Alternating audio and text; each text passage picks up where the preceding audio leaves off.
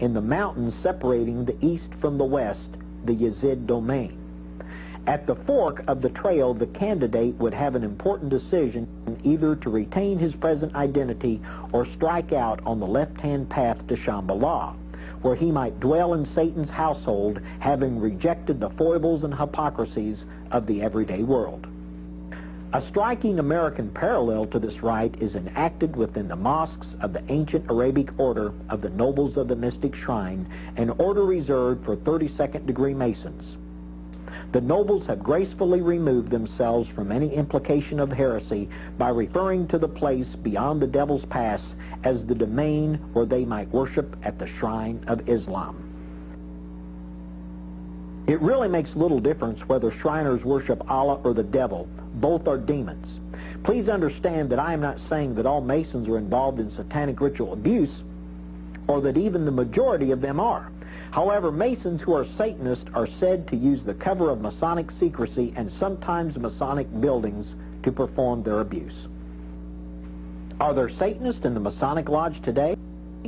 I asked that question of Bill Schnoebelen.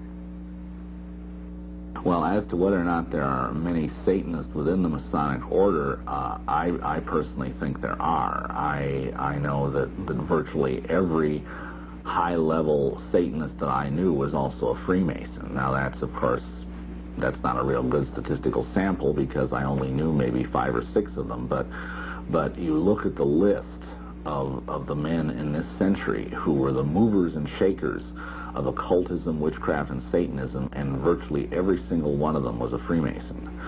And there is something about Freemasonry that attracts these people. They know that it is a very large, popular, secret society that because of its very nature, it lends itself to having secret societies within secret societies.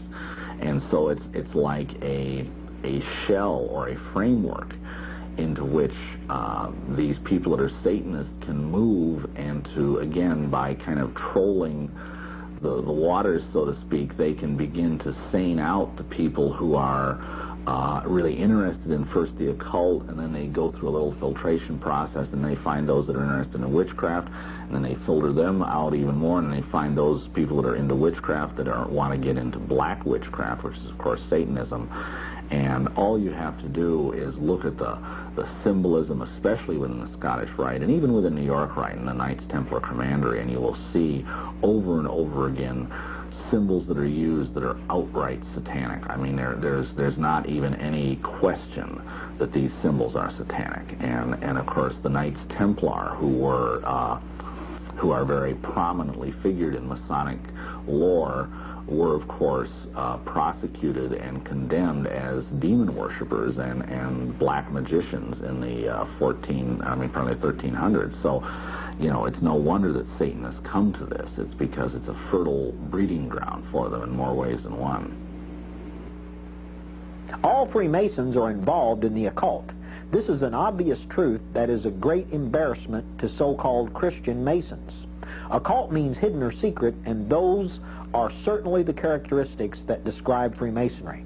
This secrecy carries into the home of every Freemason because he is not even allowed to share Masonic secrets with his wife. In the epilogue of George Steinmetz's book, The Royal Arch, Its Hidden Meaning, a discussion of Masonic occultism is found. Many Freemasons shudder at the word occult, which comes from the Latin meaning to cover, conceal from public scrutiny, and the profane. But anyone studying Freemasonry cannot avoid classifying Freemasonry among occult teachings. The fact that Freemasonry is indeed occult is plainly admitted by Manly Palmer Hall. Hall was described in his obituary in the Scottish Rite Journal as Masonry's greatest philosopher. Hall in The Lost Keys of Freemasonry. The Masonic Order is not a mere social organization, but is composed of all those who have banded themselves together to learn the principles of mysticism and the occult rites. Once Satan gets someone into the occult, it is his desire to draw that person in deeper and deeper and further away from Jesus Christ. Masonry is one of Satan's most effective tools to ensnare men in the occult. It is relatively easy to show how the lodge is used as a means to lead men into the depths of occultism. In my home state of Indiana, the Indiana Monitor and Freemason's Guide is given to every man that becomes a Master Mason.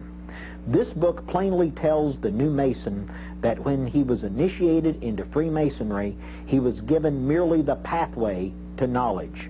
And to find out what Freemasonry is really all about, he will have to read and study on his own.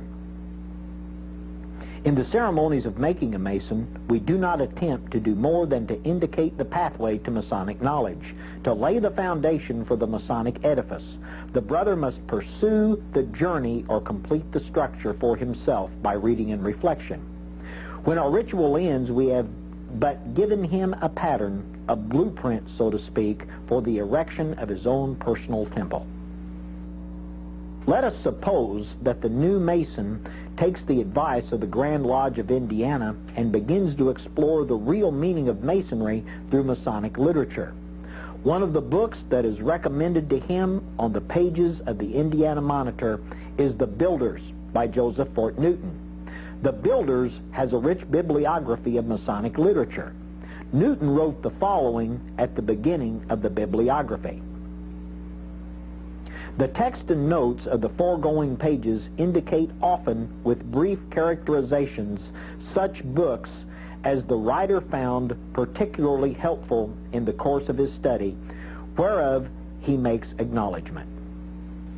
In Chapter 4 of The Builders, the searching Mason would read a glowing tribute to another Masonic author, Arthur Edward Waite. The tribute covers 4 pages. Perhaps the greatest student in this field of esoteric teaching and method, certainly the greatest now living, is Arthur Edward Waite, to whom it is a pleasure to pay tribute. Beginning as far back as 1886, Waite issued his Study of the Mysteries of Magic, a digest of the writings of Eliphas Levi, to whom Albert Pike was more indebted than he let us know. The new Mason has learned the title of another book authored by a Mason and also the names of 2 other popular Masonic authors. If the new Mason would read the recommended book, The Mysteries of Magic, he could learn the perverted satanic doctrine that Lucifer is the Holy Spirit. From Waite's book we read, "What is more absurd and more impious than to attribute the name of Lucifer to the devil? That is, to personified evil. The intellectual Lucifer is the spirit of intelligence and love. It is the parcelet. It is the Holy Spirit, while the physical Lucifer is the great agent of universal magnetism." Many Masonic books contain occult teachings. Arthur Edward Waite was a prolific Masonic writer and a recognized Masonic authority. He wrote many other books which are widely read by Masons and Satanists. This Masonic encyclopedia was written by Waite and is currently available from the leading Masonic suppliers. Waite also wrote the Book of Black Magic. It contains material which leaves little doubt about what they are teaching. The excerpts from the rituals in Waite's book on black magic will show you how deep into the occult Masonic authors can take a new Mason. Beginning on page 244 are 4 pages of detailed instructions to conjure Lucifer. Because of the content of the following excerpts, I will refrain from reading them out loud.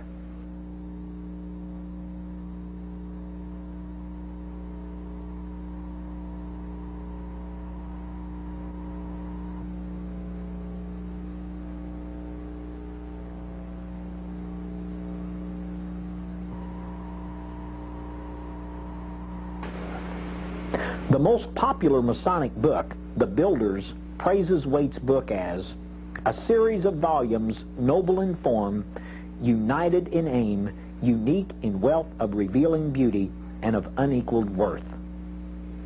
Newly initiated Masons could also be exposed to the writings of another highly recommended Masonic authority, 33rd degree Mason Manly Palmer Hall. In the Scottish Rite Journal's November 1990 issue, Hall's obituary refers to him as Masonry's greatest philosopher. Hall's masterpiece, The Secret Teachings of All Ages is listed in the latest McCoy Masonic Publishing Company catalog. It contains detailed instructions on how to conjure and control demons. One brief quote from this book will quickly prove